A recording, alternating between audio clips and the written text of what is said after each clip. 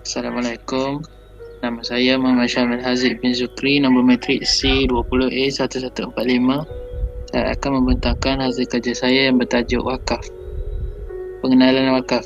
Perkataan wakaf membawa maksud sesuatu yang diberikan atau derma untuk kegunaan orang ramai seperti bangunan, wakaf, telaga, tanah, masjid dan surau. Ia berasal daripada perkataan Arab al-wakaf yang bermaksud menghentikan atau menahan. Menurut Kamus Dewan edisi keempat 2007, wakaf juga memberi maksud tempat berhenti sebentar dalam bacaan dan bagi bangunan pula merupakan tempat persinggahan sebentar untuk berehat atau menanti sesuatu. Wakaf yang juga dikenali sebagai gazebo di Kelantan merupakan sebuah bangunan beratap tapi dinding. Sesuatu ketika dahulu ia menjadi tempat persinggahan yang terkenal dalam masyarakat Kelantan, terutamanya masyarakat Melayu, Siam dan Cina Peranakan Kelantan. Ia berfungsi sebagai tempat pengembara beristirahat dan juga untuk petani melepaskan lelah setelah seharian bekerja di sawah atau ladang. Sejarah Wakaf Tuan Fera.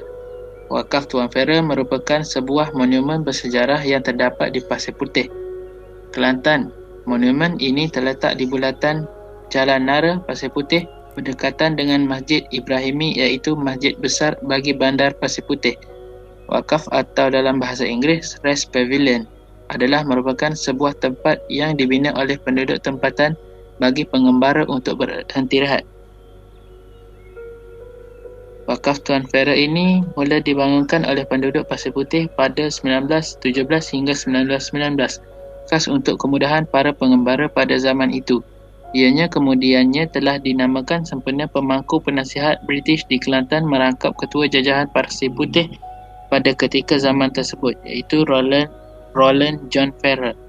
Pada Mac 2008, wakaf yang telah menjadi mercu tanda Pasir Putih telah runtuh kerana telah dirempuh kereta.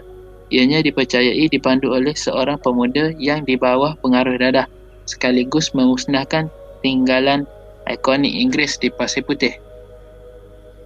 Fungsi wakaf Tuan Fera khas untuk kemudahan para pengembara pada zaman itu untuk berhenti berehat, dapat berlindung daripada hujan dan panas, tempat persinggahan musafir atau pelancong. Bahan-bahan buatan, pemilihan kayu, penggunaan kayu pancang, blok batu bata, penutup bumbung zinc, asbestos atau atap dan seramik bergerigi.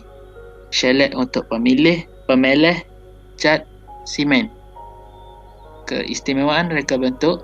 Pada awalnya, wakaf ini mempunyai seni bina yang unik dengan campuran seni bina Inggeris dan Melayu, di mana bumbungnya berbentuk A dihiasi dengan dekorasi perabung. Wakaf tersebut tercatat nama wakaf itu di dalam tulisan khat Jawi serta Rumi. Bumbung paling atas iaitu bertingkat 3, sepasang pemeleh pada bahagian tepi bumbung. Bumbung tingkat 1 dan 2 mempunyai hiasan ekor itik pada setiap penjuru. Pada Mac 2008, wakaf yang telah menjadi mercu tanda Pasir Putih telah runtuh kerana dirempuh kereta. Ianya dipercayai dipandu oleh seorang pemandu yang di bawah pengaruh dadah. Majlis Daerah Pasir Putih telah pun mengambil langkah atau inisiatif untuk membangun atau membina semula atau membaik pulih wakaf tersebut supaya dapat mengekalkan peninggalan tempat bersejarah itu. Mereka juga telah menambah baik pagar batu bata yang mengelilingi wakaf tersebut supaya lebih kukuh walaupun dilanggar. Wakaf ini dibina semula dengan membina berdasarkan rupa reka bentuk yang asal. Wakaf ini dibina menggunakan konkrit, berbeza dengan struktur asal yang dibina berasaskan kayu. Struktur asal seperti kayu, alang dan kasa jantan masih dibina menggunakan bahan asal. Pengaruh budaya. Wakaf Tuan Fera menjadi pemangkin kepada generasi muda agar tidak lupa kepada sejarah, menjadi tanda peringatan bahawa British pernah berada di Kelantan sekitar tahun 1917 dan seterusnya dapat menjadi bahan rujukan pendidikan di Malaysia. Sekian, terima kasih.